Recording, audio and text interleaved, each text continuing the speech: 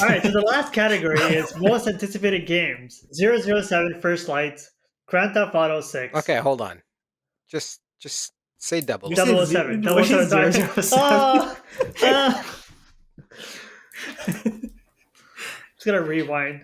It's funny because like Most so many anticipated. parts throughout the podcast, this like is gonna Manu be says something. the clip that plays at the beginning of the podcast. The fuck? There's so many. So I guess you guys, the ones that are watching this, notice that there's a member missing. Jazz's pimp unfortunately couldn't give him the day off. Jazz watched the trailer for the live action Moana and proceeded to break his own neck. There's a live action Moana? They show the Wow. teaser and it's just the It's weird, right? Because I think the Yeah. animated one is awesome. I love the movie.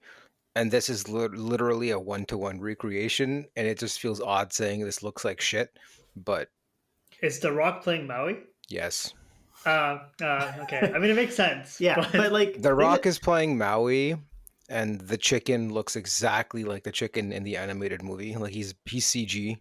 He's not Oh. like a real chicken, which I guess kind of makes sense. I don't know, but It's a rooster, technically, I think. you whatever. I mean Yes, the but biggest thing is like I'm not sure if you saw Moana 2 coming from that. It's like the disappointment that was Moana 2, and then you see this and it's like I'm not yeah, sure if this I wasn't super impressed with Moana 2. yeah. It's like I'm not sure if this is what people necessarily want. I'm sure it'll still make them I don't think anybody asked for Yeah. this. This movie came out 25 minutes ago and they're already making a live action remake of it. Like it's completely unnecessary. But also the other thing is I thought Disney was straying away from live action movies. Well, this one's been in production for a while and it has The Rock in it, right? I mean, that kind of says something. Any movie that has The Rock in it has a certain level of success, I think, guaranteed, generally speaking. Although I do think now people are starting to tire of him a little bit. Is that the case? Yeah. Because I'm thinking about there's that movie Black Adam didn't do super well. And then there was also that last movie with the red something. I think that had The Rock in it. The one with Ryan Reynolds? Yeah, I don't remember what it was called. Honestly, Yeah. The Rock is like nearing what Ryan Reynolds is to me for movies, where he's just playing the same thing, and it's getting tiring to see him on the screen. The Rock is sort of I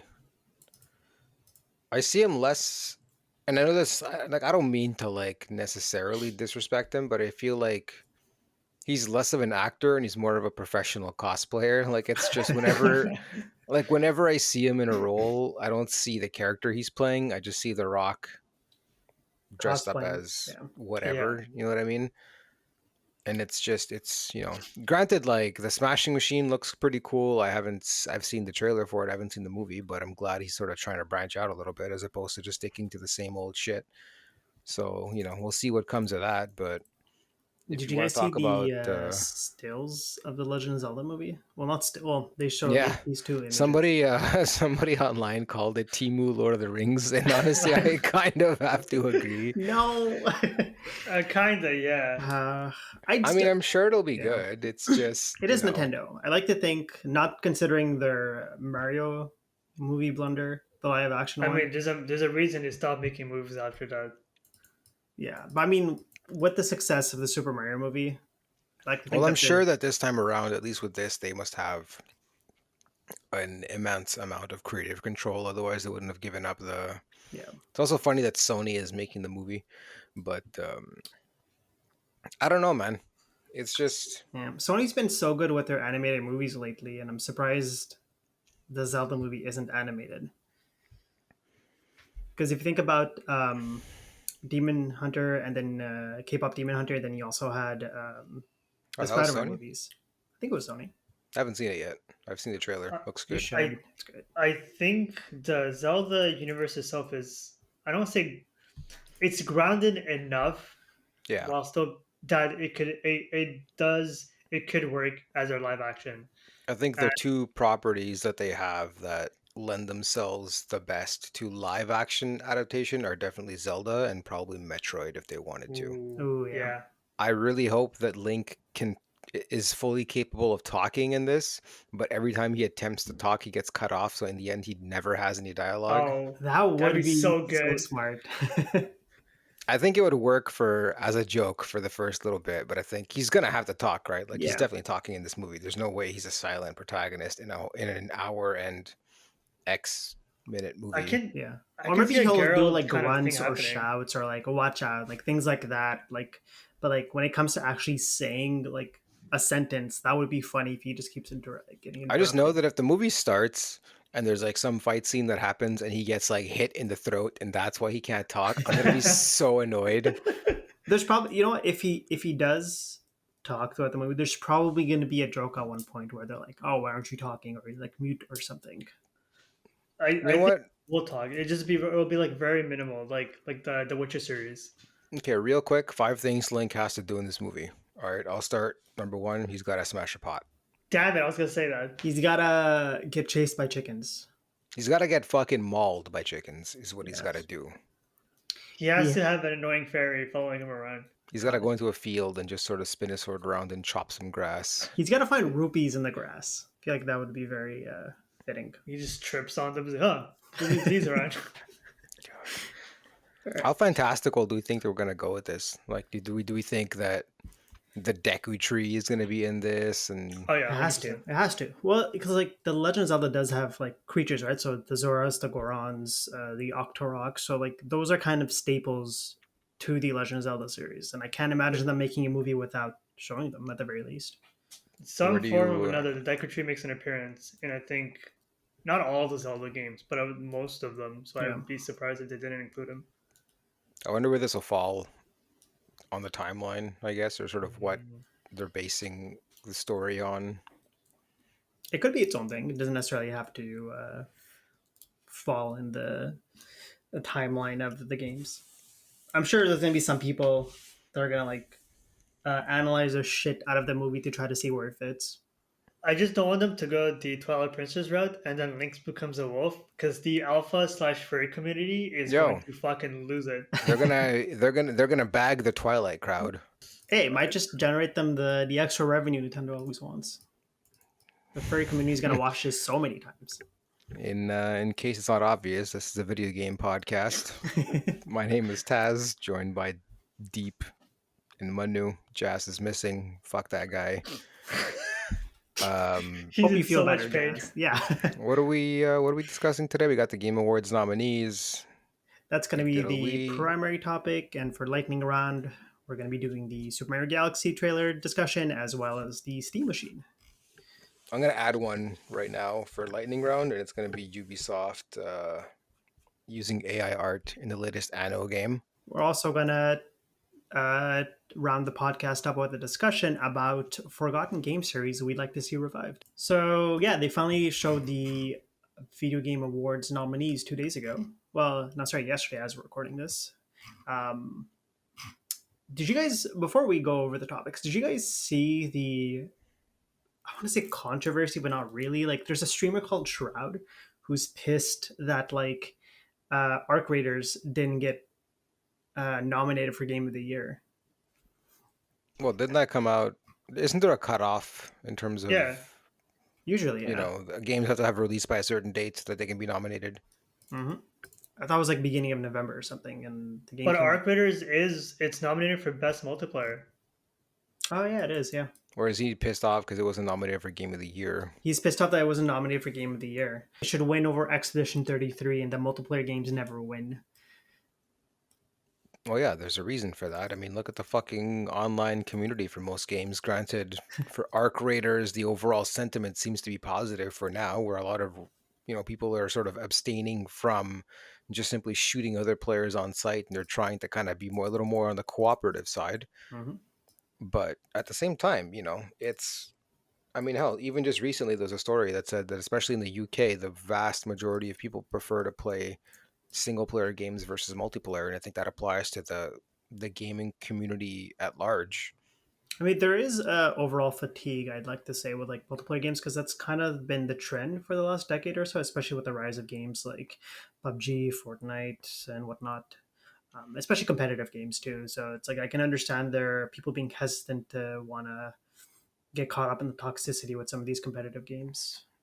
I mean, multiplayer games don't have a great rep, you know what I mean? And like, Yeah. granted, a lot of that is due to, let's say, Call of Duty, I think is the biggest perpetrator, where you just know that there's all these memes of like the 12-year-olds are gonna, they're very sweaty players and they are very good at the game, and then they proceed to talk shit and they'll whatever teabag you and all that shit. And like, people are just, and I think these days, honestly, I think the state of the world plays a little bit into it, where I think people use video games as an escape. I know I certainly do. And so when I go and I choose to play a video game, I don't want to go online because I don't want to deal with people. I just want to get lost in a world, and I just want to play the video game, and I just want to experience whatever the story is, or what have you. And I think that with online play, there's a certain level of anxiety that comes in Hmm. right away. And then the other thing too is like with online games, it's not every, like, yeah, Arc Raiders has a lot of popularity but right now, but it also just came out. A lot of it could be recency bias. Um, I don't know. He's saying that every multiplayer games never get nominated. Well, at the same time, the most popular multiplayer games right now are the same ones that people have been playing for years. You have your Fortnite, your Call of Duties. I think these are, your Minecraft, Yeah. Roblox, I guess. You know what I mean? And like these are not games that have just released recently. These are games that have been out for years. So you're not going to be able And to necessarily nominate that for Game of the Year when people have been playing it for, whatever, at this point, 5, 10 years going on now. It's like just to say like other nominees for best multiplayer: Elden Ring, Night Rain, Peak, and Split Fiction. I mean, all three of those games, But were those well, are the Game of the latter Year ones, I mean. nominees? So No, these are best best multiplayer multiplayer nominees. nominees. Okay. Um, Yeah. I mean, they stand out in their own way, and like it makes sense that they're also nominees for best multiplayer game. Um, but I do wonder if Arc Raiders will take it just because, as you said, Taz, the recency bias. Well, I mean, yeah, recency bias, but I think it is a good game. Like it just came out now, but it wasn't beta for a while, and even the betas all had very positive, things said about them. So it could very well win multiplayer. And I think that, in terms of like if he's angry that it wasn't nominated for Game of the Year, I guess if Devil's Advocate, I had to remove one game out of the Game of the Year running to replace with Arc Raiders, it would probably be Death Stranding too. Because I feel like that game literally just fucking came and went like a fart in the wind. Like it came out, there was, I can't even say that there was a little bit of hype. Like I knew about it because we read about it, because we read about video games all the time, because I mean, hell, we have a podcast, you know what I mean? Like we're kind of relatively well informed compared to, let's say, the average gamer. But there was no big fanfare, there was no big nothing. Like it just kind of came out, and then that's it. It was good. It's gotten good reviews. It reviewed better, and the overall sort of vibe around it was better than it's a better game than the first one. And then that's it. It just feels like there was no impact as far as I can see. So we did must best multiplayer. Do you guys want to come kind of jump back to the top of the list and start off with the game of the year? Yeah, I suppose we may as well. So the nominees are, as you obviously, Claire Obscure Expedition 33, Death Stranding 2, To Manu's Dismay, Donkey Kong Bonanza, Hades 2, Hollow Knight Silksong, and Kingdom Come Deliverance 2. I mean, I don't see how Expedition doesn't take this. Like outside of the fact that it's an excellent game, the narrative surrounding the game, with the whole it's a team of people that used to work at Ubisoft, which right now everyone hates Ubisoft, and then they went and they formed their own team and they made this game, and it's made by, it's only made by quote unquote 30 people. um Excluding the contractors, the people in Korea who worked on the animations, the voice actors. that's it. Like it's just sort of everyone was just so enamored with not just the story, not just the game and the story of the game, but the story around the game, that I think, there's no way that it's not winning. I mean, if you look at Silk Song, yeah, it's a game that people were waiting for years and years for its release, and it finally came out this year, and it's very, very good. But what is Silk Song synonymous with right now? This game is hard as fuck, and there's some people that just simply dropped off or just didn't enjoy it as much as even, let's say, the original Hollow Knight because of the difficulty. Donkey Kong, again, kind of came and went. Really cool Nintendo game, but I mean, definitely not the same, fanfare as something like Expedition. uh Death Stranding too. I mean, everything that I just said, like that game is basically, I get the feeling that everyone is going to look at Death Stranding 2 in this list, and they're just going to be like, it's there because Jeff Keighley is besties with Kojima. So that's become like a meme at this point. I think I look at that and I'm like, yeah, I kind of think that there's obviously, the Kojima being his best friend is definitely influencing that being there. And I hope I'm wrong, and I very well could be wrong, but I mean, But it's like hard not to feel that way. as you mentioned, like it came and went. Like I feel the same way about Hades and Kingdom Come. It's like they were great when they came out. They were very well received, great sequels in their own regard. But then the one game we consistently heard since its release was Expedition 33 that just keeps coming up. And maybe we just surround ourselves, especially Manu and I talk about it so much. Not even that though. It's just everyone. It's all discourse everyone online as well. Like Donkey Kong, when it came out, people were talking about how innovative it was. It was Nintendo trying something new again, and they hit the mark.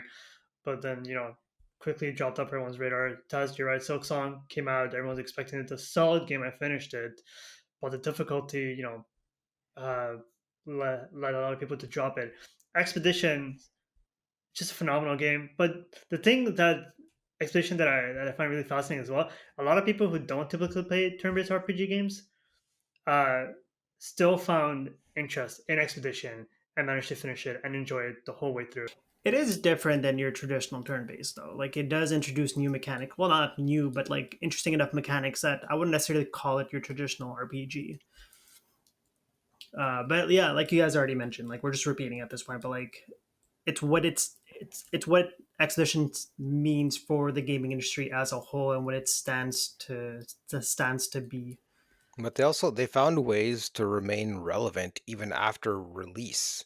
Like normally a game, look at, let's say, Metaphor, for example, last year, right? That game came out, phenomenal game. I mean, Atlas, it's, Persona, great games, Metaphor, just as amazing. But then after a while, people kind of stop talking about it unless you're in the scene for that type of game and you're in that community. But if you look at something like Expedition, to this day, I'll just be randomly browsing, and every now and again on Instagram, I'll see a reel, and it's, the voice actors doing some reel, or it's something regarding the music or a concert coming up, or, Charlie Cox in an interview being asked about the game, or it's just, there's always, the conversation has kept going. It has remained in the zeitgeist. Like, I think that if this game doesn't win Game of the Year, I will be very, very surprised. Yeah. So I guess it's a no-brainer. That we're all assuming it's going to win a Game Expedition of the 33 Year. is probably gonna win. Yeah. Yeah. Yeah, for sure. But then are we also saying, because it's like best game direction, Expedition, are we also saying Expedition will also win that one? Because the other nominees are also Death So Stranding, what is Ghost of considered Yotei. game direction? I was about to ask the same thing. So I'm like, what should I be basing this on? Game direction is the overarching creative vision and cohesive plan that guides all decision making during a game's development to ensure a unified player experience. It defines the why of the game, setting boundaries and a clear target for the entire development team. I mean, that sounds like Expedition did that right. I mean, I don't, I'm no expert, but I wouldn't be surprised if actually like, all these are if that's the description of game direction. To be honest, every nominee here is pretty solid. Yeah, so the nominees are maybe. Expedition 33, Death Stranding, Ghost of Yotei, Hades 2, and Split Fiction. I feel like, again, Expedition gets it because of something that you said, Manu, which is, or was it you, Deep? I forget. It's just the people that don't even normally play RPGs played this game, and they were able to play it and get to the end if they really wanted to. And I think that's got to say something about the direction, right? Because if it's about the vision and executing on it, I mean, hell, like They No, did. everything, I everything 100% from agree. everything from the art to the voice acting to the mocap to the over just the design of the world and everything surrounding this game. I mean, shit. The Um, sound, and the feedback that you get when you successfully Oh parry a yeah, move, it's such a fucking visceral sense of satisfaction that you don't normally get from a lot of things in video games that, I think that alone. But I mean, I guess that's more of like an audio design thing, but it's just sort of. That could be the next no like category we talk about, because for audio design it's Battlefield 6, Expedition 33. There's gonna be a lot of Expedition 33. I think it's like 12 to 14 nominations. Death Stranding 2, Ghost of Yotei, and Silent Hill F. Have you guys played Ghost of Yotei? So that was No. on like Taz's radar. Or... I mean, I'm waiting for it to come to PC. Oh right, it's Sony exclusive. I think in terms of audio design, like, yeah, there's that sweet, sweet sound of the parry, but this is something that can go to even a Battlefield, I think. I mean, it's if you put on your headphones and you really feel like you're on the battlefield, I mean, that's something that they've done successfully, and there's Yeah. sure a hell of a lot more going on in that instance than the average moment of expedition, Yeah, right? I feel like So most of the Actually, time, like what really stands out the most in terms of like audio, if we're considering it like it's a broader topic, it's like just the score for that game. but that would go to soundtrack. That Yeah, would necessarily be audio design. This is just sort of things like whatever the footsteps or, the sound of when swords clang or a gun shoots and, things like that, right? So, I was gonna say though, I think like I wouldn't be surprised if Silent Hill takes best audio design. I've seen most of the mm, gameplay, and they do a really good job of setting up this. It's Silent Hill, obviously, so there's I a whole mean, eerie yeah, environment. The little creepers that like walk around, the footsteps, like the quietness yeah. of like the town when you enter. It's like I don't play horror games because at this point I just feel like I do enough laundry with my daughter shitting her pants that I don't need to shit mine.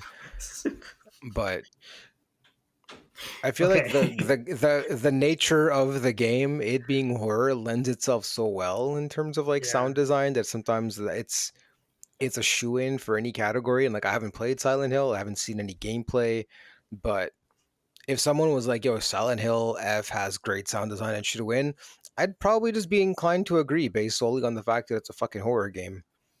Hmm. And what's more terrifying than you turn the lights off, you put on a pair of headphones, and you play a good horror game? Remember, I was streaming. I think it was Resident Evil Biohazard, the one where you're like in that small like redneck town. It is Biohazard, I think. 7, yeah. 7, yeah. I think 7 was Village, so the one before that. Anyways, so I could be wrong. No, you played I Village. You played Village. No, he didn't play Village. No, Village. You played Village 7. was It's the okay. one with the sure. Anyways, I will point like you're creeping up to the attic and you hear Say you every played foot. 7. I played 7. Okay. Sure. Okay. You're creeping up like this abandoned house and like you're hearing every footsteps, the creaking of the floor, and then the door shuts behind you and it just turns pitch black, and you just hear a little child laughing from in the darkness down the hall. I was like, nope, turn on the lights, turn off the game, I'm done. Well, I mean, you threw my controller halfway across the room when you played the demo for PT back in the day, so. Okay, you were And the playing funny it part is you and knew that I it was jumped. coming. Yeah. You were playing it. I Yo, was just recording your reaction, but I'm the one that jumped in the recording. I'm not gonna lie. This would be an awesome punishment for fantasy critic if we all just had to play horror games. If y'all There's are a lot of buying, multiplayer horror if games. you're buying it for me, I'll play whatever game you want. Buy him a hentai game. Let's go. There you go. Within reason. Nothing that'll get me put on a list. Let's jump down to Best performance. best performance. That's a very interesting It category. unsurprisingly, 3 out of the 6 nominees are voice actors from Yeah. Expedition I 33. saw that and I was like, guys, come on, man. Who are the nominees actually? So Sorry, we have go for it. Jennifer English from Expedition 33. She voiced Alicia? Mael. Mael, sorry, Alicia yes. or Mael. Spoilers. You have Ben Starr who voiced Verso. You have Charlie Cox that voiced. I'm blanking out now. Oh shit! What's his name? Oh my god. Gustav. No. Gustav. Yeah. Yeah. Then you have Ghost of Yotei for Erika Ishii. You have Indiana Jones and the Great Circle for Troy Baker. Silent Hill F for Konatsu Kato. Okay, so look, Yeah. all very talented, Yes. but I think it takes a certain extra level of of talent to be able to emulate someone else so well versus you performing with your own voice, right? So to emulate and sound like another person so exactly that if you were to just not even if you were to just play this for someone and not tell them, they would just think that it's actually that person speaking, and to do that in a way where you're performing and emoting and all that. So what I'm getting at is basically Troy Baker voicing Harrison Ford as Indiana Jones in the game. I think to me is probably the most impressive performance because it was such a dead on it was if you just played voice clips of him speaking and you didn't tell me that this isn't Harrison Ford, I would tell you that it's Harrison Ford. You know what nominee I was most surprised about for this category? Charlie Cox. Yeah. Because apparently the story is he He came in doesn't just even for remember. yeah, exactly. But he only came in for 4 hours, recorded all his lines, and that was it. To be honest, his lines were pretty impactful in the game, They even though it were. was a small portion of the game. Yeah. I think it speaks So to his talent if he did it all in yeah, 4 hours. but you're right in that Troy Baker. I didn't even know who he was until for some reason, I mean, I knew it wasn't Harrison Ford doing the voice, but yeah, he just did a phenomenal job. I'm surprised you didn't know who he was because he's voiced in so many games. Dude, Troy, he even voiced Joker in one of the Arkham games. Yeah, look up his filmography. He is It's insanely he's talented. so talented. Yeah, I mean, he does Joel in The Last of Us. he was also in the Last of Us TV show, which was fun. Yeah. Well, so Um, was oh God, I'm blanking on her name. Ellie's voice. She's also on I think Critical Role or oh, something. God damn it, I can't remember her name. this I didn't know. What? He voices Shinnok. Eh. Holy shit! I mean that just goes to show like the range that this guy has. But I mean, look, it's not like we're basing our vote based on that. If you have to base it on the performance that's nominated, and I think Yeah. just him as Indiana Jones is very impressive. Like all very good performances by everyone in the category for sure. I mean, it's why you're nominated. But I think, you know, me voicing with my own voice or a certain level of my own voice versus just trying to sound entirely like someone else and just fucking nailing it.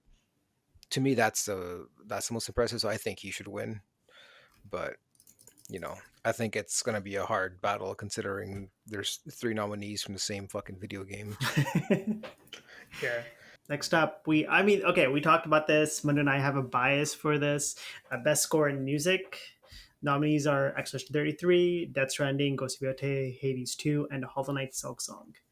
Um, I've I can't seen. name a single song from any of those games, but I'll tell you, Expedition's gonna win. I have to say I'm playing Hades 2 right now, and the soundtrack is a fucking absolute banger. Dude, Supergiant, everything they They make. don't miss. Yeah, Yeah. there's this one. It's kind of a spoiler. The second boss fight is against these sirens, but you fight three sirens who are in a band together, and they have it's them singing while you fight them, and I look forward to that fight every time, and I blast up the music because it's so good. The And funny, no, yep, no, go on. as you progress through the game, obviously they change their moveset, but they actually write different songs and songs about you. So the songs they play while you fight are changes over the course of the game. It's just this game is just yeah. I wouldn't be surprised if Hades 2 is like a good contender, but yeah, I'd also have to give it to Expedition just because If every song in that game is a banger. if you go into the options of the game and you set the music to 0, Hmm. then before the siren boss fight, there's dialogue that comes up where she's like, "What the fuck? Why?" Like it's sort of she's annoyed that you set the music to 0, and she That's a nice lucky actually she strike. brings it up. That's It's a really very nice man, strike. everything this game does. Even like if you're fighting Chronos, spoilers, and you pause the game, Chronos will actually say like, "Hey, what the hell do you think you're doing? I'm the master of time. You can't just pause the game." But doesn't he unpause the game then? He did in the demo, but he didn't do it when I was playing. Okay. When I was playing on the release. Yeah. I So Hades 2, I can agree. Fantastic soundtrack. I've been watching gameplay for that. Um, Hollow Knight Silk Song, there's moments where I'm like, oh, this music stands out so much. Like the Clockwork couple, Mm. that's phenomenal music for that. But for the most part, I can't remember the soundtrack for the game. The only thing I know about that game's music is that meme with that one bug. Oh Oh, yeah, the song. Yeah. yeah, the And little dude, for like a clang. straight month, fucking every third reel was some dance mix variation of this. And I was just like, why has this picked up so much? But what's like annoying more, it's like they're all very catchy to the remixes. Yeah. Yeah. So I don't think Hollow Knight's gonna win. I mean, honestly, like I think Expedition's gonna win. Again, a very decent chunk of the dialogue around this game was around its soundtrack. I am And excited to see the live performance because they usually do that for all the game nominees, Game of the Year nominees. I'm excited to see the live performance for Expedition 33.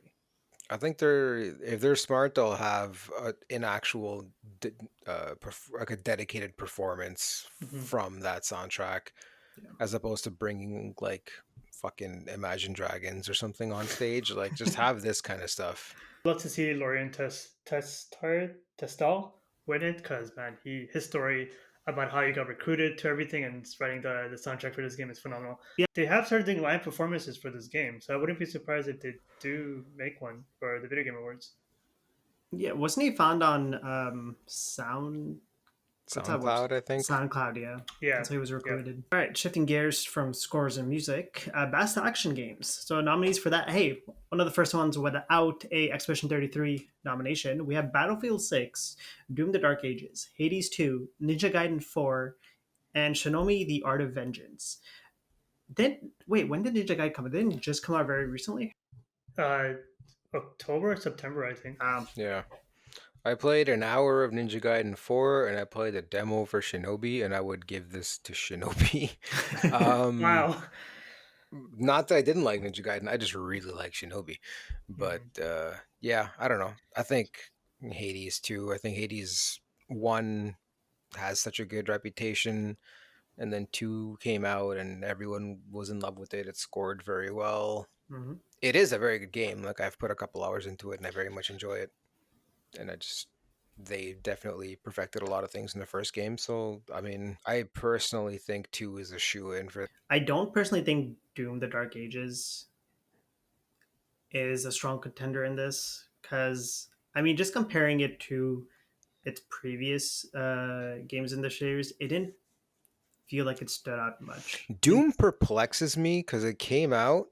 I played it for quite a few hours, and it plays extremely well. Everything that it does is fantastic. The parrying, the shield that they've introduced, the shooting, of course, is great as always. The soundtrack fucking kicks ass. And yet I just felt nothing for this game. Like, I didn't even end up finishing it. I just kind of one day was like, I just kind of don't really feel like playing this, and I moved on from it. But that's the Like, thing. It's I don't like know. I was playing the same thing as you. I was playing the game, but it's like I'd rather just be playing something else. And maybe I'm just not a fan of the series, but like I was playing this and I'm like, this. Yes, it does things differently. Like it introduces the pairing mechanic and the shield and but it just doesn't. I don't know. It in a sea of so many like great games this year, it just didn't stand on its own. It didn't what's the word I'm looking for? It didn't stand out, It I didn't think. stand out exactly, yes. I don't know. I like I almost feel bad for not feeling anything for this game. That's all I do feel. I don't feel for this game except bad that I don't feel for this game. Like, it's so good, and I think a lot of people would definitely need to give it a try. Like, it does everything right. It's just I don't fucking know, man. It's Is it Do weird. you think because it's the maybe shift of the speed of the game? I guess because it's a lot slower, right? From like Doom One Which and I Doom Two. enjoyed. I think I liked Oh, it. okay. It's much more story heavy. There's actual cutscenes and all that stuff, and I don't think it was necessary, but I appreciate them trying something with Mhm. it, even though the story is just fucking ass. And this is not what you It's a Doom necessarily It's a game. play Doom It's, a game. game, a Doom game for exactly. But I mean, that aside, like it's not like that was a large chunk of this game. Like the vast majority, you're blasting through hordes and shooting and doing all the Doom stuff that you do. But I don't know, man. It's like going on a date and the person in front of you ticks like a lot of the fucking boxes that you're looking for, and yet you're still just like not enamored with them. it's It's a really good way to put it. um, Um, do you feel like maybe you're just kind of growing out of Doom games, or do you feel like it was there were so many other games you'd rather be playing? See, not even because it's not like I had a big backlog or just a list of games that I wanted to be playing at the moment, and I don't think I'm growing out of Doom games because as much as I enjoy, especially these days, trying different things after having been playing games my whole life, there's still a very there's still a place for games like this. So I don't know. I think it's right game, wrong time. Could be. That's maybe at another point in time I would enjoy playing this game, but right now it's not doing it. I recognize that it's a very well made video game and everything that it does very well. But I don't know. It's just not what I want to be playing right now, and I think maybe that's what it is. Yeah, maybe you'll change your tune once you give it another shot down the line. Yeah. I also think Battlefield 6. Honestly, I don't think either one of you have played it, No. but it's probably the first Battlefield game to actually hook me because everything it does really well. The all the shooting, all the different classes, all the weapons, all the vehicles, all the maps. People will complain that the maps are small, but for as an action game, this is a solid one as that. So like for me, I feel like it's between Battlefield or Hades. I haven't played Okay. Shinobi or Ninja Gaiden, so I can't really talk about that one. But yeah, I wouldn't be surprised if actually Battlefield won best action game because I definitely want to try Battlefield. I'm just it's worth it. not willing to $80 try it. All right, moving. Do you guys want to do best action adventure or move on to family game? So there's action and then there's action adventure. Yeah, Yeah, action/adventure. action is focused on primarily on combat. Action adventure is action game, but combines combat with traversal and puzzle solving. Is expedition in there for those levels No, where you have to play it like it's the You're, jump you're chain talking about the puzzle. chain beach together or levels. whatever those Yeah. types of platforming. No, so for action adventure, you have Death Stranding 2, Ghost of Yotei, Hollow Knight, Silk Song, Indiana Jones, and Split Fiction. I played only two of those games, being Split Fiction and Indiana Jones. I very much enjoyed Indiana Jones. I don't know that considering I haven't played anything else, I don't know that it would win in this category. I definitely would not give this to Split Fiction. Split Fiction, yeah. So I I don't know. I'm going to abstain from commenting any further. Okay, because I know Yeah, I've like only you played guys Hollow Knight don't and like Split Fiction. yeah, Both of you guys, and also Jazz, we know, like did not enjoy Split Fiction. I am of the opposite mindset. I do think that it is a strong contender. I did not play Ghost of Yotei or Death Stranding or Indiana Jones, so the only two games I did play was Hollow Knight Silk Song and Split Fiction. And I will say, personally, from my experience with those two games, they're very strong contenders. I think Split Fiction, while very different from the first game, It Takes Two, it does have a lot to offer in terms of like different type of traversals, puzzles, in terms of platforming, and to a sense where like every level did feel very unique. They were fun for me and my girlfriend, and we were kind of like really looking forward to like what the next level offered us. We were very excited playing the entire game. So like maybe because we had that different experience compared to you guys, I personally would consider it to be a strong contender. And Silk Song, I'm just gonna fucking give it like just as fucking hard as that game is. I temporarily dropped the game. I'm stuck in that fucking poison level. Come on, dude. You're telling me that? I Tell me water. it's yes. Well, yeah. Tell me that's not like hard as fuck. That was Um, fine. Fuck off. All right. As hard as that game is, the platforming in that game is so very satisfying that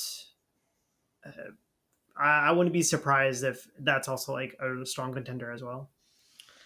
Yeah, I probably shouldn't. I've only played two games as well, Silk Song and Split Fiction. So I shouldn't really talk about this. I think you're crazy about saying that Split Fiction is a strong contender, but we've already talked about this a lot, so I probably Yeah. won't rehash this. Um, yeah, I guess we could probably move on to like best RPG. Look, let's just say Expedition and move on. I don't know why. Yes, I don't know why we're even. Let's just not even bother pretending to it's discuss not even a this. nominee, but yeah, we'll start Let's with this just one. give the other nominees a shout out, say that it's Expedition, and move on. All Sure. right. So best RPG: Avowed, Expedition 33, Kingdom Come Deliverance 2, Monster Hunter Wilds, and Outer Worlds 2. We're not going to talk about Expedition anymore. How about this? How about let's just talk about the other nominees because I feel like it's just going to be like a 2 hour podcast of us just talking about how great Expedition is. Look, Um, there's nothing to talk about. Expedition's winning this category. Yeah, I completely forgot Avowed came out this year. Yeah, it come and went. It came and went. it come and went. New T-shirt idea. Uh, You know what's crazy though is Avowed and Lost Worlds 2 both came out this year. They're both pretty huge RPGs Hmm. and they're Obsidian. Yeah, So the same company came out with both of these games in the span of the same year, which I think is very impressive. Uh, I enjoyed Avowed for what it was. I don't think it necessarily belongs in this category. That's not a knock against it. I just think that there's much stronger contenders in Expedition. But I tried Lost World. Lost World. I keep saying that. Sorry, Outer Worlds for a few hours. It didn't. I mean, look, I think that's more of a me problem than an Outer Worlds problem. It didn't hook me right away. I enjoy the humor. I like sort of what they did with the main menu of the game. So I don't know if you guys have played it at all, but the main menu kind of looks like a dialogue interaction. So every time you boot up the game, the person you're at the main menu will make a comment about the things that you've done in the game thus far. Yeah, so like little things like that keep the humor going, I think is really cool. But I don't think I've played enough of it at all to really warrant commenting on this. But I mean, yeah. there was what I found very interesting for Monster Hunter Wilds. I'm trying to find that image, but I can't find it anymore. Apparently, it was the most sold game on Steam compared to like since.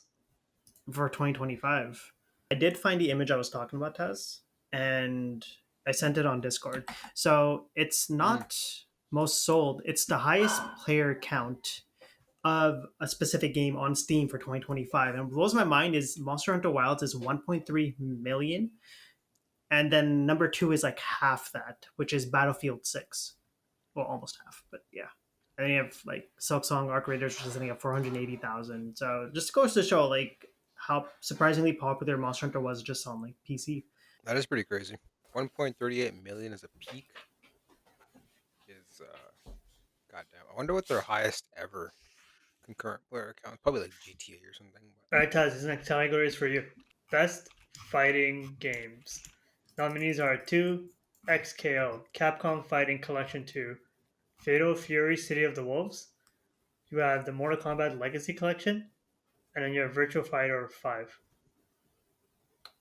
You know they're really scraping the bottom of the list if two of those games are fighting collections. Yeah, It's wait, say the nominees one more time. 2 XKO, that's Okay. the League of Sorry, yeah, Legends I fighting wanted to game. make sure that was in there. Yeah, Honestly, the only one I've played out of all of those, I think, is 2XKL just to try it out. It's pretty cool. Is it officially released or is it? I thought it was still like early access. I think it's like it's like open yeah. early access or some shit right now. But I mean, it's good. It plays very well. It's accessible, but it's a hard to master game. So it's cool. But yeah, I don't know. I haven't played a whole lot of fighting games this year. I played some Street Fighter 6, but aside from that, I can't say that it's it's a genre that I put too much time into this year. So for this category, I don't know, man. I mean, in the past, I've played a lot of Virtua Fighter in the past, especially five. It is really fun. Would I give it to this? I don't know because it's not exactly a game that came out this year. Like Virtua Fighter 5 is an old game. This is just like a whatever remaster, re-release, reissue, whatever you want to call it. Um, the fighting collection. I mean, I don't know. I'm iffy including it because like it's not new. It These are older games. Granted, these are excellent games, but yes. they're not new. This is just them re-releasing these games because now fighting games are sort of, in a renaissance era, I guess if you want to call it. It Yeah, almost I feels think it's like they equivalent to putting needed in a to. remaster. Yeah, it feel like they needed padding for the category because it needed to include best fighting game, and so this is what they could come up with. Yeah, But I like that mean, said, there hasn't been that many fighting games. I would. I mean, the only new ones I think on this category are 2XKO and Fatal Fury. I mean, it could go to either one. I think Fatal Fury might maybe take it. I think a lot of people were annoyed with Fatal Fury because of the whole situation with ownership of the company and people feeling that the Saudis kind of pressured them into including Ronaldo as a playable character. That's Uh, weird. yeah. So I don't know. It's all I can say is I don't care for this category this year. So Kind of moving along. So the next two tag categories we're going to talk about are best independent game and best debut indie game. And unsurprisingly, but sort of also surprisingly, in both those categories, Expedition 33 is on it. For best independent game, I gotta say that's the category I probably played the most amount of games. So like Ball Pit, Ball Pit's Blueprints, so fucking it's good, so dude. fucking good. Yeah. Accession 33, Hades 2, Hollow Knight, and the only one I haven't played is Absalom. But fuck, these are all such good games Hmm. on their own. And like, Army almost wants to remove Expedition 33 because I want to see what game besides that would potentially win. If it's not like, it's not a sure winner. Expedition 33 being in this category is kind of like if you go to the park to play whatever baseball and then everyone just kind of has like their own gear that they've bought at whatever Canadian Tire type shit, or that they've maybe they made a bat themselves, who knows. And then that one fucking kid with rich parents shows up and he's got like MLB level equipment. Like it's just, I don't know, it's weird, man. Like, I mean, we does okay, hold on. So, but does this category, or does, I guess, the organization define what an indie game is? Because like I have a hard Okay, time. yes. So there is a difference between a debut indie game and an independent game. A debut indie game is a game created by a new independent studio, and an independent game is a creative and technical achievement in a game made outside the traditional publisher system. but like also Hades and Silksong, after the success of the predecessors, you can't say that they're a small company or that they don't have like a big budget going off the success of the first game. I guess, but then it's just, I feel like this abolish the category at that point because it's just sort of. I feel like I get that this is your definition, but to me and a lot of other people, indie just means a smaller Yeah. game made by whatever, either a single person or a small team or whatever, not a game that had millions in budget and all that other, Charlie Cox fucking voicing a character. You know what I mean? Like it's just. It's weird though because indie technically means independent studio, which is what I'm not trying to like fight against. I I'm not mean, trying to I fight by for a tradition. definition I fully agree, Yeah, but I think and it's not the definition, it's what it has been defined to be versus what it yeah, actually means. you're right because technically, because Expedition is not a AAA game, but a lot of video game experts have classified it as a double A game, which is not a category you see very often these days. It's just a game that's in between, obviously, like an indie game and a AAA game. But because there's no clear category for it, it kind of de facto to both. categories. Yeah, I don't Sorry, I know. just realized something, and this is completely off topic to this category, and I was like, "What the fuck?" I would have rather they nominated Andy Serkis, the guy who plays Renoir in Expedition, over Charlie Cox. Ooh, yeah, 100%. That would have been such a better fucking nomination because Renoir was the fucking French kiss of voice acting in that game. Sorry to derail that It's chef's conversation. kiss, but sure. Yeah, But what did I say? yeah, man, French it's kiss. just I My feel bad. like they need to maybe rework the categories here Yeah, and maybe introduce something that's like, best game made for under this this amount of money or something. I don't know, but it's you weird know, because you putting can tell this in the this. same category as because is ball pit in this category? It is. Yes, Yeah. Yeah, like how the fuck are you gonna put ball pit in the same category as something like expedition? I get Manu's explanation of what an indie game is. It's an independent studio. Yeah, okay, but in the sorry. minds of a lot of people, when I say it's independent, it's a bit more grassroots than So you had 30 million budget or whatever it was.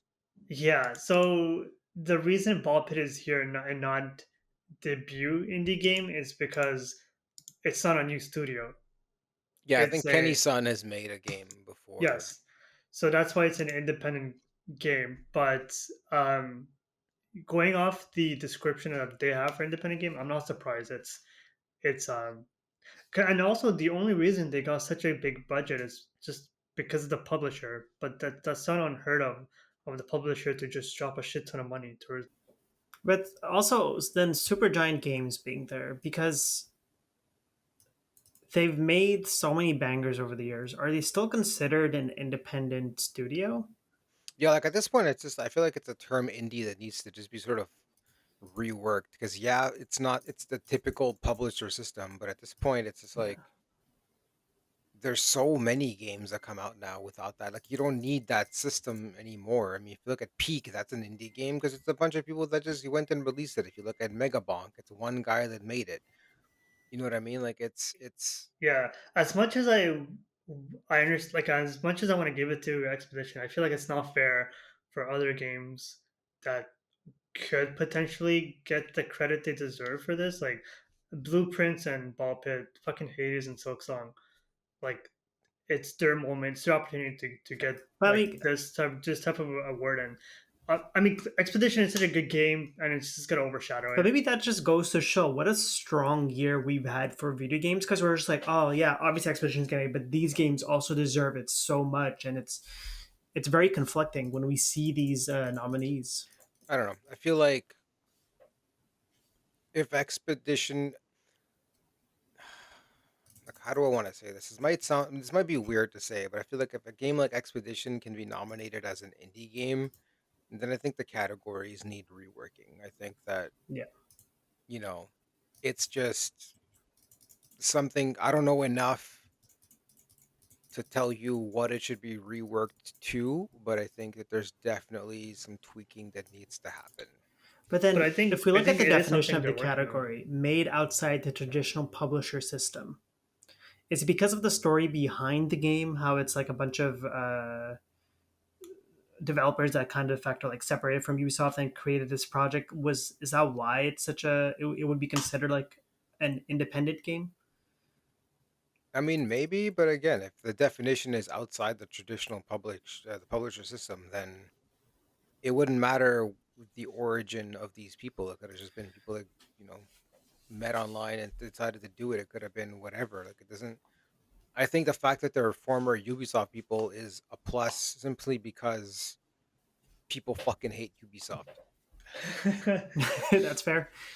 So I guess that's sort of marketing that works in their favor. But again, to me, it's just putting a game like Blueprints or a game like Ball Pit in the same category as something like Expedition, where they have a budget in the multiple millions, celebrity voice acting. this insane soundtrack. Where, mind you, I think this is the one place where I'm not going to fault it because it was a guy they found on SoundCloud. It happened to work out, and he's super talented, and that's great. It's not like they went and they got fucking John Williams to score the game or anything. But there's something that feels off, even though it's technically correct that this is in this category, which is why I say they need to kind of rework either the definition or just the category as a whole. I think the reason it feels very conflicting is just because they're all solid choices, Yeah. and it just feels wrong for a game that's like winning every category to come in and sweep this category as one when other titles could probably just like also deserve it. Even in best debut indie game, Dispatch is nominated in that category alongside Blueprints and Expedition. There's also Megabonk and Despelot, but like Dispatch is such a phenomenal game that like I've been obsessed with the story and the characters, and it almost feels like yeah the game's doing tremendously well sales wise, but like in terms of the video games awards, I feel like it's almost going to be overshadowed by Expedition because it's nominated in that same category. But even something like Expedition, sorry, Dispatch, again, Dispatch had a big budget though. it had a big budget. Look at the Did it? voice Yeah, cast alone, dude. It's a yeah, lot of yeah. maybe not like celebrities in the traditional sense. I mean, they have Oh, Aaron Paul, but then they also have yeah. a lot of popular online personalities that came and voiced a lot of the different I forgot that that game characters. had a very long and tedious development cycle. Dude, it has God, I forget the actor's name, but the guy that played Commissioner Gordon in the last Batman game, movie, sorry. Um, Oh, Jeffrey Wright. Jeffrey Wright.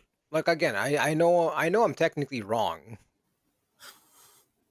but I'm also technically right. I don't know, That's man. how that works. I'd also say like I'm curious to see like it's been a while I've been this interested in the video game awards for Yeah, like because the usually we actual tune in titles winning. more for the announcements, but to see what games are going to wear for most of these categories, I think it'll be, like you said, pretty interesting to Like it's see. weird, right? You can't fault Expedition for winning in these categories because it's not Yes. like they chose to be nominated.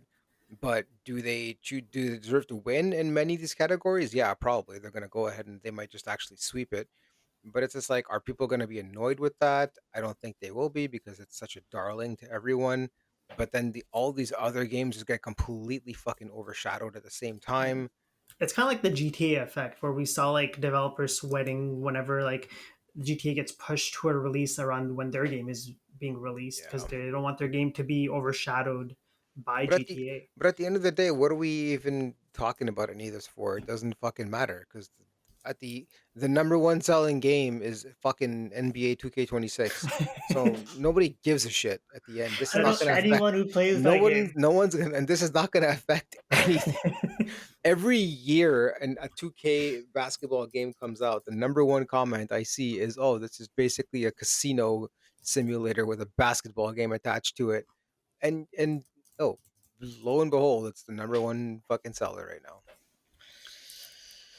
All right. So We're, let's wrap it up with these last two categories. okay. You have best adaptation. The nominees are the Minecraft movie, the God Devil damn. May Cry animated series. I believe is on Netflix. Yes. You have the Splinter Cell series Death Watch, which is also on Netflix.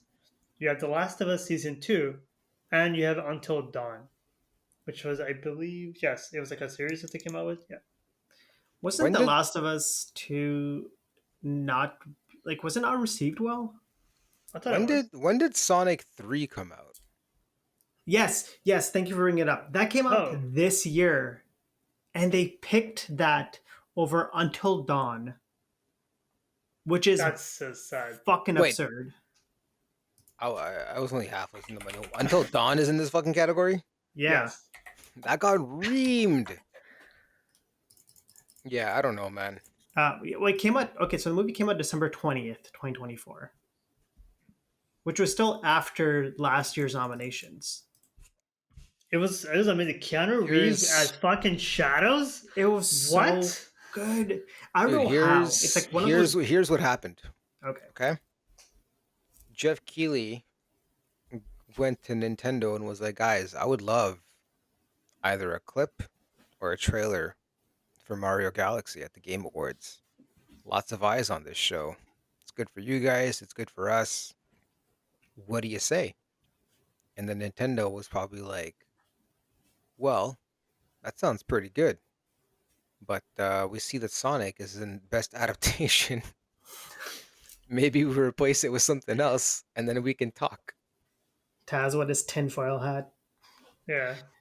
Um, no, that's baffling that Until Dawn got the nominee over Sonic 3. Like, what the fuck? That's And it's like, it's weird. 'Cause, like, already video game movies get a bad rep, but it's weird. Not weird, but it's great to see a movie like the series like Sonic just getting progressively better with every iteration. I watched Sonic 3, and as I was watching it, I was like, this is a fucking good video game movie. Hmm. Right? I mean, all three of them were, but 3 especially. Ugh. Like, I would argue that I enjoyed Sonic 3 more than I enjoyed the Mario movie. Well, hold on. Let's Well, okay, let's reel it back in. Hold on. yeah, You, let's you not, Guys, were let's look, not onto go too something, far. remove and then the IP from the remove the IP from the equation. Okay. Wasn't the Mario movie just like kind of okay. standard? Let me just remind you something. Bowser, Jack Black as Bowser singing the song to Princess Peach. I didn't see Keanu Reeves sing anything. I mean, There you go. does he have There, to? He's you've left him breathtaking speechless, Mano. without having to sing a word. Wait, is I Keanu Reeves mean, breathtaking or is Shadow breathtaking? Because one of them labels you a furry. I think they should have a movie where look, I'm Sonic not saying has I a would have crossover sex with with Mario, Shadow. and then one of them gets pregnant. What the fuck, guys? All right, so the last category is most anticipated games: 007 First Light, Grand Theft Auto 6, Okay, hold on. Just say You double said 007, what is 007, sorry. 007? Oh, just gonna rewind. It's funny because like Most so many antici- parts throughout the podcast, like Manu says this is gonna be something. the clip that plays at the beginning of the podcast. There's so many moments where I'm like, Manu just said this probably at the beginning. The comment about Sonic and Mario having sex, but then you do this right after. This is me at work, by the way. I'm just saying the stupidest thing, and I walk out. I was like, "Sam, I said something I shouldn't have said again." Yeah, 007. You have GTA 6. You have the Wolverine game. You have Resident Evil Requiem, and then you have The Witcher 4. I mean, that's come on, guys. Is anything really gonna top GTA 6? Probably not. Right, but the discourse around it being delayed again. Do you feel like Doesn't Doesn't matter. that could affect No, sentiment towards not that gonna game? affect anything. That game could be delayed by another 4 years, and people are gonna fucking buy it in droves when it does come out. This is the game that people in the gaming industry that work in it are actively avoiding. You know what I mean? Like that's how you know that this game is a huge fucking deal. Is when everyone before announcing the release dates for their games were like, yeah, but let's see when GTA comes out first. Yeah. And then they I announced it, and everyone was like, perfect. Our game comes out 3 months after that. And then GTA delayed it. And now there's the financial teams of major developers everywhere shitting bricks on how to re fucking plan the next year. I do think at this point in time, the game might be a tad bit overhyped. Do you ever think that you think wrong?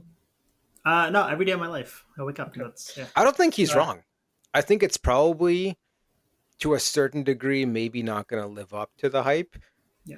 But I think Rockstar is so goddamn good at what they do that mhm. it's still going to be a phenomenal game. I hope they don't Red Dead it and turn it into like a simulator, but But you played Red Dead after, and you enjoyed it. maybe. But So it's still not what I want it to be.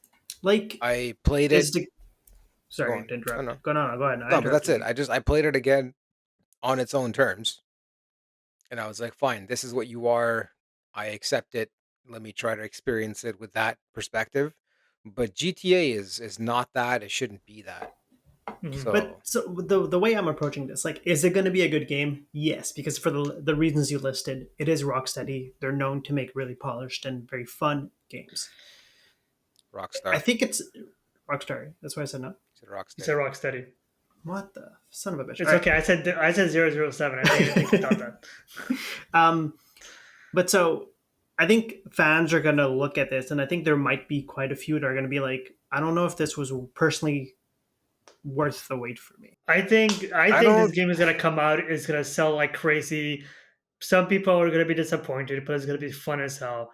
So I think like it's the amount of people that were riding outside the studio when this game got delayed yet again, and there were death threats going around, and the fact that like Taz said, every developer is like pushing their games or monitoring the release date for GTA, speaks to how much people are anticipating this game. So as per the category, I'm pretty like GTA will probably take this hands down. Like this game will sell systems. When this game comes out, you're gonna see an uptick in PS5s sold. I guess it's coming to Xbox. You'll probably even see a small uptick in Xboxes sold. You'll see an uptick in fucking PC components sold. You'll see an uptick in Steam machines sold when that thing comes out. Like it's just that game is gonna make massive money, not just for Rockstar, but for the gaming industry as a whole. The only thing I question, not from a critical perspective, but more just out of curiosity, is how the humor in that game is gonna hit. Because if you look at past GTA games and how they sort of, made fun of and exaggerated America, that's basically what America is now in real life. So where do you go from there? Like, so I'm curious to see how they handle that. But aside from that, I mean, I think this game is gonna be really. I think it'll be really, really good. And I think they themselves are aware of the level of hype surrounding this game and what this game means for, the industry. So I don't. I'm not surprised that they delayed it. I don't blame them for delaying it. If they want to take their time with it, by all means, go for it. Because I mean, at the end of the day, even if this game came out and it ran like shit and it had all sorts of issues, it's still a GTA game, and people are gonna power through all that and play it anyways and wait for whatever patches, and it's still gonna sell like crazy. Like there's just no scenario that where this game fails in Yeah, any sense of the word. I mean, hell, there's A always buzz those because of rumors, it. right? Where like, oh, maybe it's gonna be $100 when it comes out. And honestly, y'all are gonna fucking buy it anyway. So they could very People still buy easily Nintendo games for they can $100. I don't I think that's mean going to 100 change for GTA. US, not Canadian, dude. Oh well, So, yeah. you know, I think people are gonna bitch and they're gonna moan, and then they're gonna open up their wallets and they're gonna buy it anyways because it's GTA. And at the end of the day, GTA is it's a game that you can play for a decade. I mean, GTA 5 is still going strong, and that game is fucking old now. So,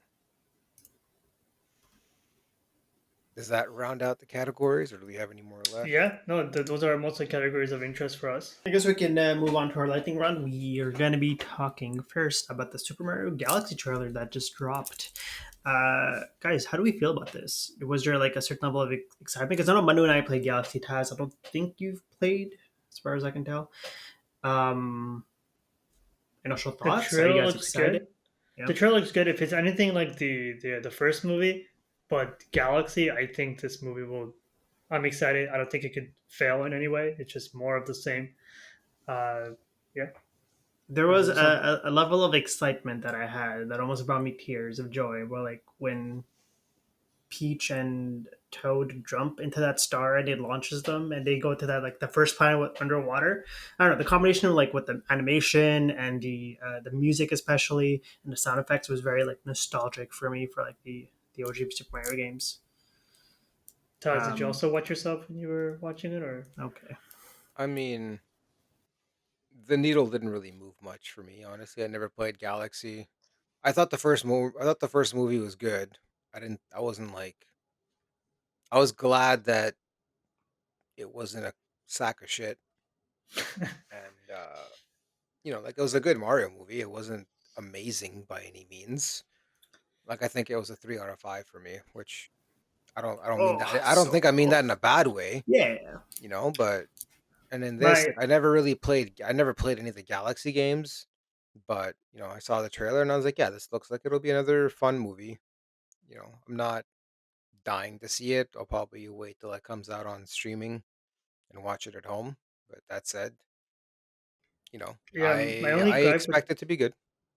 yeah, my only gripe with the first movie was just it felt like they were trying to shoehorn in every Easter egg they could into the movie. So I hope because the IP is set up now, like sorry, the IP has always been set up. It's Mario, but they laid out a lot of the groundwork for the story in the first one. So I hope this just kind of expands to that, and it's just like a more fully fleshed out story. Obviously, the whole Galaxy universe is pretty big in the Mario game, so I'm excited to see that, especially with Rosalina. It's Alison Brie, I think, is playing Rosalina. Brie Yeah, Larson. Brie Larson, sorry. yeah. Yes. Yeah. Which is fitting. Sure. She's been in a bunch of Nintendo ads. She's vocalized that she's a big super well like a Nintendo fan in general and even like a Mario Galaxy fan. I'm Um surprised that they're kind of going straight to Galaxy with this, as opposed to exploring a bit more of the I don't know Earth or whatever you want to call it, Mario World. You know what I mean? Like I thought they would have So that's gone the thing, Super though. Mario World or something. Like there's a lot more left to show and explore before you can, let's say, move on to Galaxy. I mean, I feel like but it's it seems fine to be like fast. they're kind of touching base on some of the other games too, because it's like the desert. Like in the trailer, you see the desert level, and that's more referencing the desert level from Mario Odyssey, where it's like you have that giant pyramid structure, like inverted pyramid structure.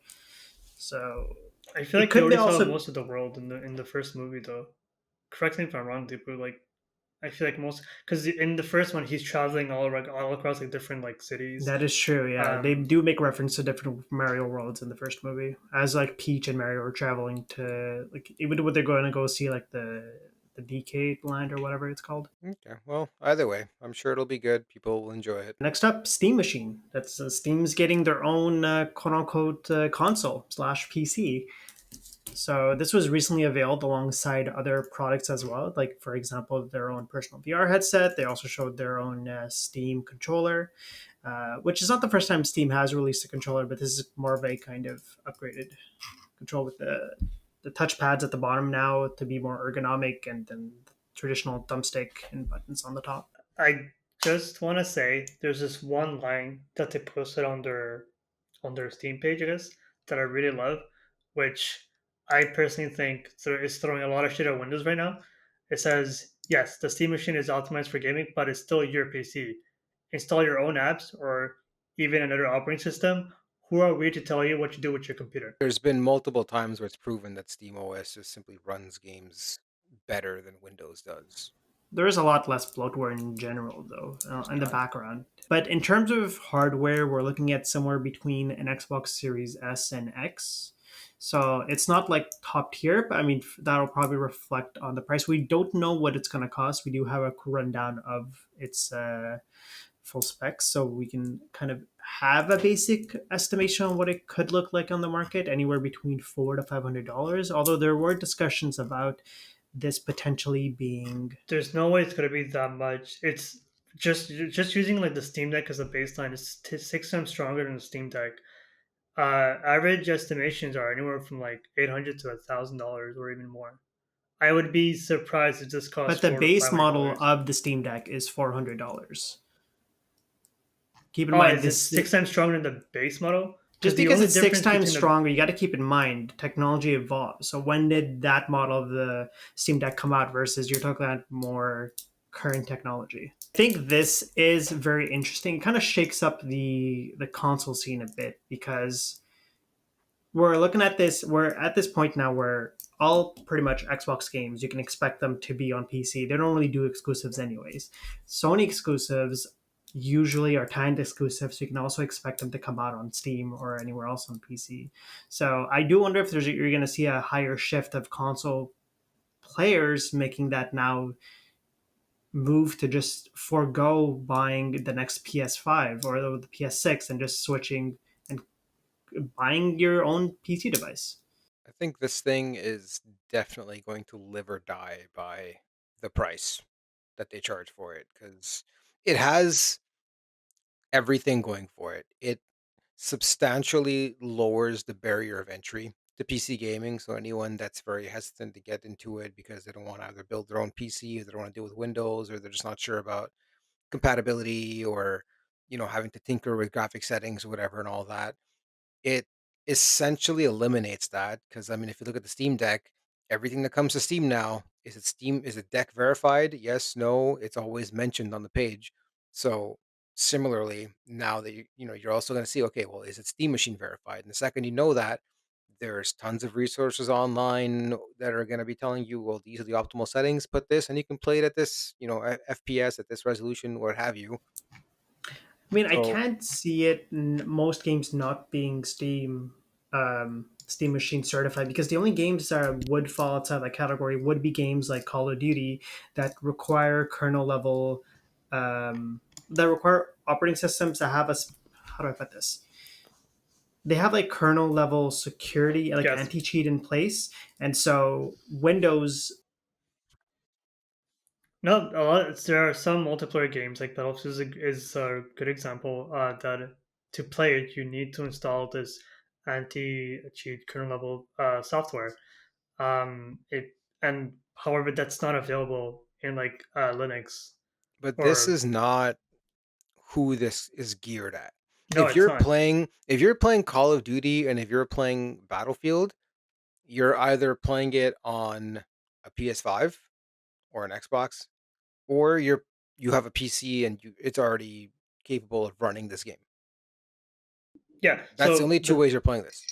yeah, So for everyone else right now that's kind of wanting to either get into console gaming or get into a PC, this is basically the best of both worlds because you're getting into PC gaming, but at the same time, you're not sacrificing the couch gaming because it's a set top box.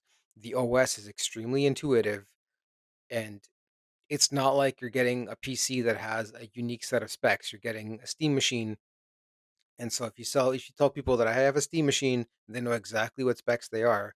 Hence, this is where the whole, Steam machine certified comes into play. So I think this thing has everything going for it.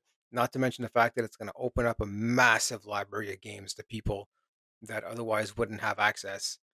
You know what I mean? Like if you're on PS5, you can only play games that are released on PS5. Same thing on Xbox. But this thing, you're getting not only the massive library of PC games, it's in that entire Steam catalog. And if you want to install Windows and have that running, then you have, Game Pass you can install on it. You're gonna have Epic Game Store. You're gonna have Ubisoft Connect. you But don't you have to also pay for online, that's it. You don't have to and pay to play online. if they can shut off the services for the store. So if you have like an Xbox 360, for example, I don't know if this pretty sure the marketplace for that is shut down, so you can't buy any more of those games anymore on it. But you don't have to worry about that with Steam.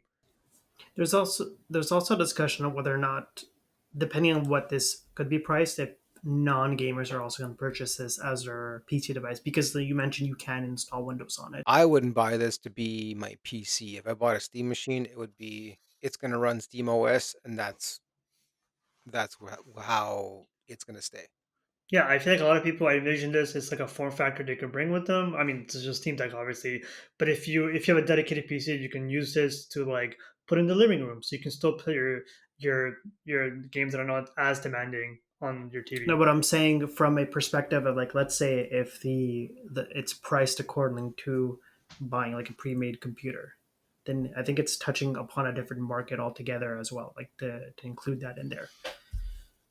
I mean, Something to consider. if you're buying it to game, then yeah, because these days I feel like especially the younger generations, they're doing a lot of free to play. They're not really into building PCs. They're not really into trying different things on console or even buying consoles. Like, the massive, let's say, Roblox crowd.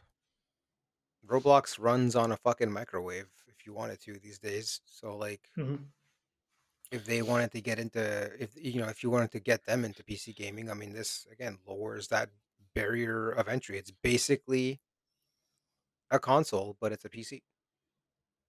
And you know And what? There's also a discussion that if it could technically play all those games we listed, and then you could technically find a way. We're not saying it's doable. I'm just saying there could be ways to emulate Switch games as well. So it's like it kind of hits pretty much every game you can think of.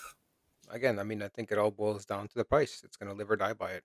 And if they price it right, if they want to go the same route as, let's say, something like the Steam Deck, where when it released, they were basically not making any money on it at all, but the point was to get into as many hands as possible, and that plan seems to have worked. Because like even if they sell it for little to no profit, they're still going to be generating a lot of profit because people are going to be buying games now on Steam to play on those said devices. That's And it. they Yeah, I do wouldn't be take Steam does take a surprised. significant cut on games published there. I wouldn't be surprised if they sold it at a cost because they know they can make more money off of the Steam store.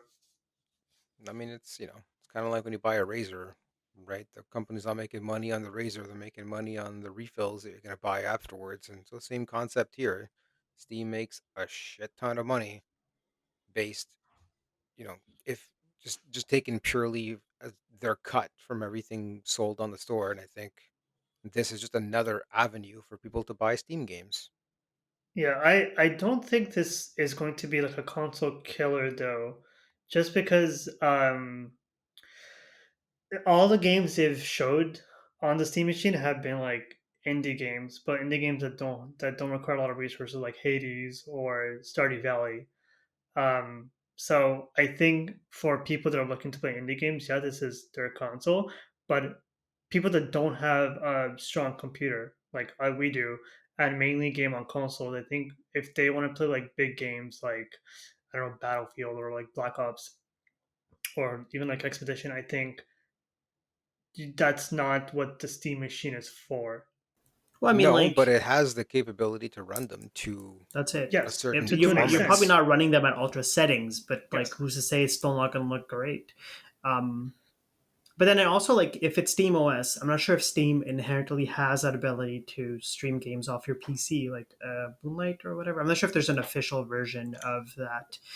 There That could be is. something. That's something to look forward to as well. Like in our cases, if we have a really good PC already, I'd be more inclined to buy that as my next console instead of like the next PS5 or some the next Sony console, just because I can put that on my TV, run whatever games I want. And if there's a game that the machine can't run, well, I can just stream it from my PC. I But mean, yeah, it's this highly. thing it has everything to gain, and yeah, it might not be a console killer, but I think it's got enough cachet behind it that it could definitely make a noticeable impact in the console space. Yes, 100%. I think the other companies are not scared, but I think they're going to be taking note I at think uh, at its success. I think while it shouldn't affect Nintendo much, I think it Sony does have something to fear because I think out of all the current consoles, Sony has probably the most to lose. Well, especially considering their games also come to PC. Mhm. That's it. Like if this becomes, let's say, considered a console, so to speak, then this would be Sony sort of almost being a multi-platform publisher in the sense of they're releasing their games on another console as opposed to on the PS5 and on PC. But we'll see how it goes. I mean, like on the one hand, I think that they'd be smart to price it as low as they can to get it in as many hands as possible. On the other hand, after everything that they did with the Steam Deck, I think there's a certain level of trust gamers have when it comes to Valve and the hardware and just everything that they're capable of. And so even if it's a higher price point, people might feel that they know it'll be justified. So I'm definitely curious to see how this all shakes out. But I'm glad that they're getting into the space because I think at this point now with Sony being the dominant company, they can use a little bit of a kick in the ass. I mean, all competition's healthy, right? And in that sense, like it'll help Oh yeah, because God knows improve. Microsoft isn't going to prove to be their competition in any way in the console space. They're And not going to step Nintendo's up just to the doing plate. their own thing. All right, to round up the podcast, we're gonna do our discussion segment. So as I teased at the beginning of the episode, what dormant or forgotten game series would you guys like to see revived and why? And we can thank Jazz for this question, even though he's not here. Fuck that guy. Um, Christ, you love him. Rest in peace. Yeah, so if there was a series Fucking that came back Moana. today, what series would you want? What studio would you want to see handling it, and what direction would you see it take? Because I'm not sure about you guys. I had a clear game come to mind, Is and I'm it not sure if many Vex? people. It is Vex. You're so predictable. That Okay, what Uh, that was your game? platformer on like the GameCube or whatever. It was yeah, also on the it's Xbox. Yeah, it's the elf with like these Yeah, like yeah, claw the gloves. Giant claws. Gauntlets. Yeah, I Why? would love to see a remake of the game. There was only one game that came out, and they just never saw the light of game. It was made by Acclaim Studios. Um, but then who would take over? I don't know. Like we don't really see 3D platformers much nowadays. Like besides Nintendo, I can't think of anyone else that really does 3D platformers. Because But everyone's playing Fortnite now. exactly, or Expedition 33 apparently, or Arc Raiders. But I would love like the only studio that came to mind was the one that did Little Big Planet media something. Media Um, Molecule. exactly. I would love to because I think they're. It's been a while since we've seen them publish. I think Dreams was their last game, so I would like to see them kind of tackle a 3D platformer again with a different IP altogether, just to see a bit of a revive with that game. And maybe this just holds a lot of nostalgia for me, but yeah, I mean that's kind of my dream game that I wish would come back. Just give me a fucking Splinter Cell already, man. who, Just give me a fucking Splinter Cell. Holy shit. who would you want? Not Ubisoft, because they're gonna fuck it. I don't know. Who would I give it to? Honestly, I would probably give it to IO Interactive, the Hitman devs. Oh, that yeah, Either them, or I would even give it to Sega. And Sega. make me a Splinter Cell 2D stealth platformer. Not even 3D. You're going straight to 2D. Well, I'm How saying would I that work? think it would. Well, if you look at something like Mark of the Ninja, I don't know if you guys ever played that before, but Yes. Mark of the Ninja is an excellent 2D stealth platformer. So if you were to even just take that and skin it with Splinter Cell and some of the accoutrements that come with that game, I think it would be fantastic. I'm surprised UB hasn't sold the rights to Splinter Cell yet.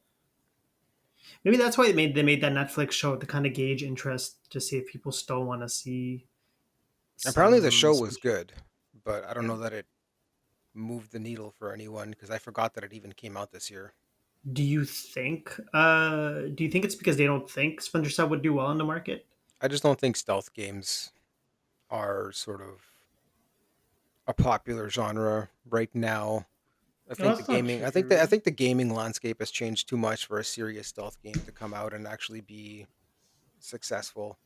Is that why you think Assassin's Creed Shadows had that like split between the samurai and the ninja? It was like No, half stealth, half like just honestly, sword.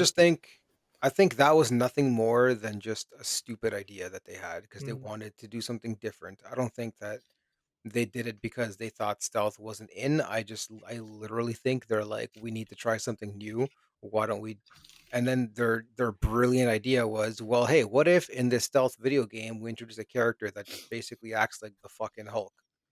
Yeah. And it didn't work out. I mean, They could have just nothing. stuck with a full ninja assassin game, and If it that would have game been was so only much better. her, Yeah, which is I think what everyone always had wanted from the get go, out of like an Assassin's Creed game set in Japan, Yeah. fantastic. But then it's as if like they saw Ghost of Tsushima, and I think that influenced them in all the wrong ways, 100%.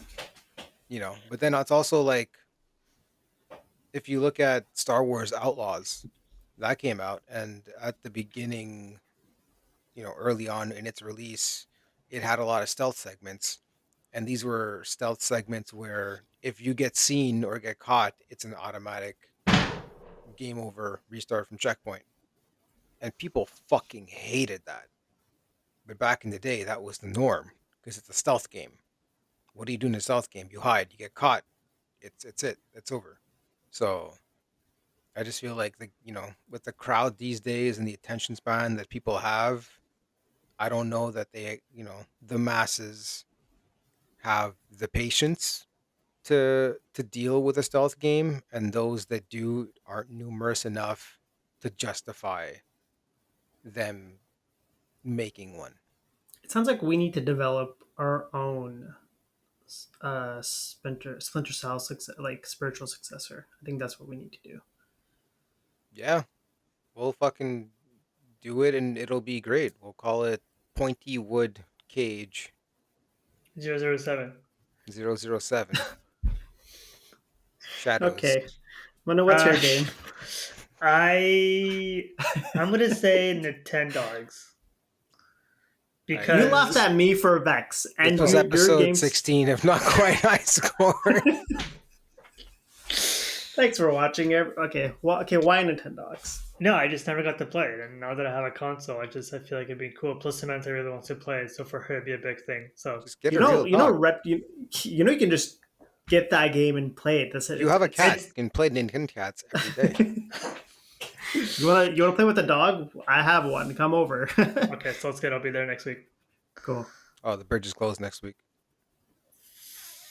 Fuck you guys. I never expected you to want to play Nintendogs, but it's like, I mean, it's one of I those just- games. It's not like a Pokemon retro game where you're gonna spend $200 on a copy. It's like you can probably pick one up for $10 and play it. I can't bring myself to play old. This is gonna sound really weird. I can't bring myself to play older games when there are new games that are coming out that I know. I don't want to say are always better, but they tend to have more polish than the older games just by virtue of them. Just by the virtue of technology improving over time. That's not always the case. Like they're like solid games like Chrono Trigger or like Super Mario 64, but I have enough on my plate to play that it's hard for me to go back and play older games. Because you a bitch. That's such a bad take. You've been replaying all the Final Fantasies. Explain that. Holy shit, you're right. I just I just ate my own words. Yeah, you're right. I have. Yeah. Okay. Hold on. I am. A piece of shit. Yes, but I can also say that they're not as good as the. Nintendogs? Yeah, they're two very different Yeah, but fucking games. that doesn't matter. You still played them. Yeah. So Yeah. in the end, your argument is mute. So go fucking play Cheers. Nintendogs. 007. Okay, I'll go pick it up. What was the point of this? The $10 is my Jesus. answer. Okay, Give me a what Nintendo. Come studio up would with you a want? better one. I refuse that answer. I reject it, and I demand you come up with a better one. Mega Man Battle Networks. Oh, Okay. that would be so good. I can fuck with that. Yeah, they really did milk the shit out of that series by the end of it, and Yeah, it was tiresome to having to buy 2 copies. But like, but you don't get tired of buying 2 copies of Pokemon. No, because I that's do. less emotion. That's less demanding somehow. all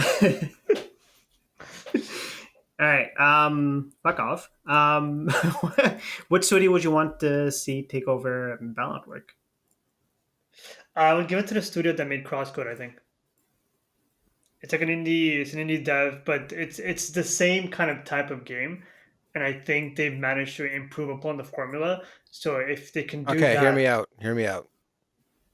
Weren't the network games like real people that log in and then they're playing? So like whatever. There's a dude in the real world that logs into whatever the. no, No, You so had they an have AI so they have an AI avatar companion that would they would hack into machines and stuff over the net, and then, But I mean, but what I'm saying is, the real world character you're playing is separate from the Mega Man character that you're playing in the network, yes, yes. right? yes, So so the Mega Man is sort of like his digital persona. okay. Hey yo, So you want to see a Persona game played as a Battle Network game? I just want to see Atlas make a Battle Network game. I just That would want be pretty to sick, see yeah. Persona 6. Give me Persona 6. I mean, This you know it's so- coming. So It's not even compared to this what is the this is fuck you games were talking- you wish would come back, not games that are eventually coming out. Yeah, that's true. That is my So unless you're answer. saying you want Persona 6 to have Battle Network combat, which is a Dude, bad take. I want Atlas to make a Pokemon game. They have it's called Persona. I want Atlas to make a Pokemon game. Oh Isn't shit! Shin Megami Tensei kind of like that, where it's like you collect spirits No, or entities or something? Shin Megami Tensei is essentially just Persona. All right, never mind then. Guys, come on! Imagine Atlas making an honest to god Pokemon game. Imagine Pokemon Red and Blue remake made by Atlas. Dude, it was so good. You I, can't. Your w- start I off is would a go out and pay $89.99 for that. yeah. Your starter Pokemon is like a cock electric Pokemon, and Cock. then Cock electric Pokemon. yeah, that's the monsters they designed. There's a cock chariot. Okay, so what I meant by this is they're not gonna like Come up with new creatures. they're not It's gonna the OG. bastardize the All designs. right. They're gonna Okay. Okay. literally Okay. I thought we were taking the same Atlas formula, and no, then they're just literally given the IP and they're like, here, I see. put your artistic flair to it and Can make this I, game. can I get a T-shirt with a cock electric Pokemon? What's his signature move? I'm just gonna have a fucking t-shirt that just says in writing 007. Yo, that's gonna be my next year's fantasy publisher name. All right. On that note, thanks for watching another episode or listening to another episode of Not Quite High Score. As usual, you guys can check us out on YouTube, notquitehighscore.com. You guys can listen to us on Spotify, Apple Podcasts, or whatever music, or whatever else you listen to podcast. You guys can send us an email at notquitehighscore@gmail.com. Taz is eagerly waiting for something. You guys can also chat with him on our Blue Sky account. And that's about it. Hopefully, Jazz will be up and running by the next episode. Broke his neck, he ain't coming back. Maybe it's pimple fine. Let him go. Death by Thanks for watching. Moana. Bye.